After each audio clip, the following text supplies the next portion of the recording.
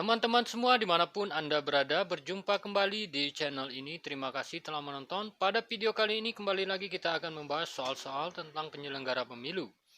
Oke, langsung saja kita ke soal yang pertama. Soal nomor 1, waktu penggunaan hak pilih untuk DPK dilakukan titik-titik jam sebelum selesai pemungutan suara di TPS dengan mempertimbangkan ketersediaan surat suara. A. 1,5 jam, B. 1 jam, C. 2 jam, D. 3 jam, E. 4 jam. Jawaban yang tepat untuk soal ini adalah B. 1 jam. Selanjutnya soal nomor 2. DP4 adalah data yang disediakan oleh pemerintah berisikan data penduduk memenuhi persyaratan sebagai pemilih pada saat pemilu diselenggarakan. Kepanjangan dari DP4 adalah A. Data penduduk pemilih potensial pemilu. B. Data pemilih pemilu potensial pemilu. C. Data penduduk potensial pemilih pemilu. D. Data penduduk pemilih pemilu potensial. D. Data pemuktairan potensial pemilih pemilu. Jadi jawaban yang tepat untuk soal ini adalah data penduduk potensial pemilih pemilu. Jawabannya adalah C. Selanjutnya kita ke soal nomor 3. Pemungutan dan perhitungan suara pemilihan umum tahun 2024 dilaksanakan pada A. 12 Februari 2024, B. 13 Februari 2024, C. 14 Februari 2024, D. 15 Februari 2024, E. 16 Februari 2024. Jawaban yang tepat untuk soal ini adalah C. 14 Februari tahun 2024. Selanjutnya soal nomor 4. Daftar pemilih tambahan yang selanjutnya disingkat DPTB adalah daftar pemilih yang telah terdaftar dalam DPT di suatu TPS yang karena keadaan tertentu pemilih tidak dapat menggunakan haknya untuk memilih di TPS tempat yang bersangkutan terdaftar dan memberikan suara di TPS lain. Formulir apakah yang harus dibawa pemilih DPTB tersebut untuk memilih di TPS lain? A. A3 KPU, B. A4 KPU, C. A5 KPU, D. POM A, E. AA1 KPU. Jawaban untuk soal ini itu A5 KPU atau surat pindah memilih. Kita submit jawabannya. Soal nomor 5. Penyusunan daftar pemilih dilakukan dengan membagi pemilih untuk setiap TPS paling banyak 300 orang. Hal-hal yang harus diperhatikan dalam penyusunan daftar pemilih adalah sebagai berikut, kecuali A. Tidak menggabungkan kelurahan, desa, atau sebutan lain. B. Kemudahan pemilih ke TPS. C. Tidak memisahkan pemilih dalam satu keluarga pada TPS yang berbeda. D. Hal-hal yang berkenaan dengan aspek geografis. E. Jarak waktu tempuh menuju TPS dengan memperhatikan transportasi angkutan menuju TPS. Jawaban yang tepat untuk soal ini kecuali E. Kita submit jawabannya. Selanjutnya kita ke soal nomor 6. Berikut ini urutan rekapitulasi dan perhitungan suara di TPS dalam wilayah kelurahan atau desa yang benar. A. Presiden dan Wakil Presiden, DPR, DPR Provinsi, DPD Kabupaten, DPD. B. DPR Kabupaten Kota, DPR Provinsi, DPR, DPD, Presiden dan Wakil Presiden. C. DPD Presiden, Wakil Presiden, DPR, DPRD Provinsi, DPRD Kabupaten Kota.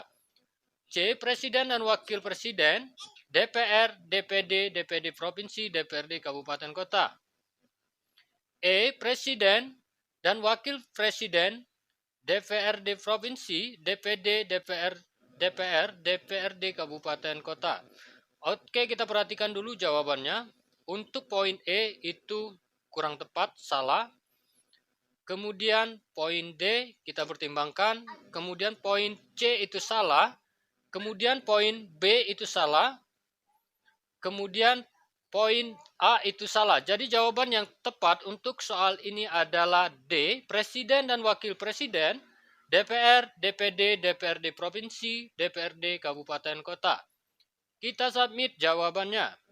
Soal nomor 7.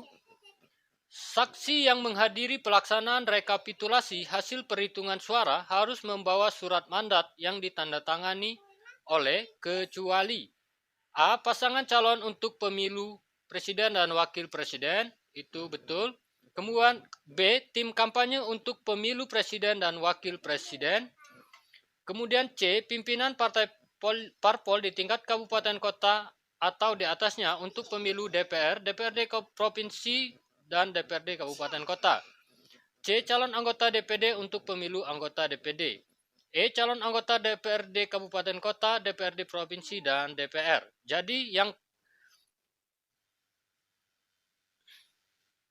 Jadi jawaban yang tepat untuk soal ini adalah E.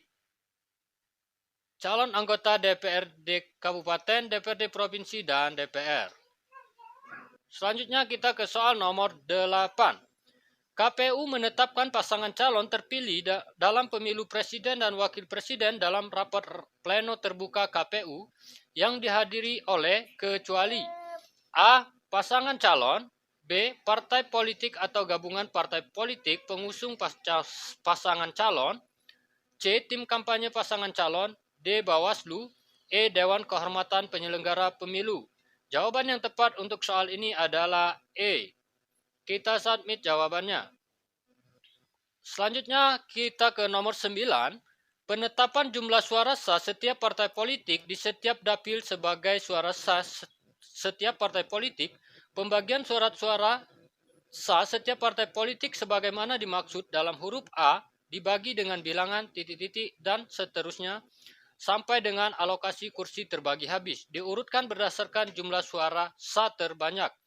A 1, 2, 3, 4, B 2, 4, 8, 10, C 1, 3, 5, 7, D 1, 2, 3, 5, E 2, 3, 5, 7. Jawaban yang tepat untuk soal ini adalah C 1, 3, 5, 7. Oke, kita submit jawabannya. Kegiatan peserta pemilu atau pihak lain yang ditunjuk oleh peserta pemilu untuk meyakinkan pemilih dengan menawarkan visi misi program dan atau citra diri peserta pemilu disebut A. Sosialisasi pemilu, B. Seminar pemilu, C. Debat paslon, D. Diskusi pemilu, E. Kampanye pemilu. Jawaban yang tepat untuk soal ini adalah E. Kita submit jawabannya. Soal nomor 11 yang bukan pelaksana kampanye untuk pemilu anggota DPR terdiri atas A. Pengurus partai politik peserta pemilu anggota DPR, B. Calon anggota DPR, C. Juru kampanye, D. Orang seorang, E. Penyelenggara pemilu. Jawaban yang tepat untuk soal ini adalah E. Penyelenggara pemilu. Kita submit jawabannya. Oke, selanjutnya peserta pemilu dapat melakukan kampanye melalui media sosial. Akun media sosial sebagaimana dimaksud dapat dibuat paling banyak.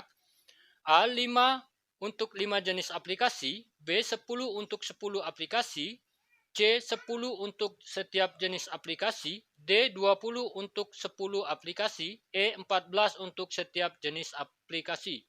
Jawaban yang tepat untuk soal ini adalah 10 untuk 10 aplikasi. Oke teman-teman semua, sampai di sini dulu untuk video kali ini.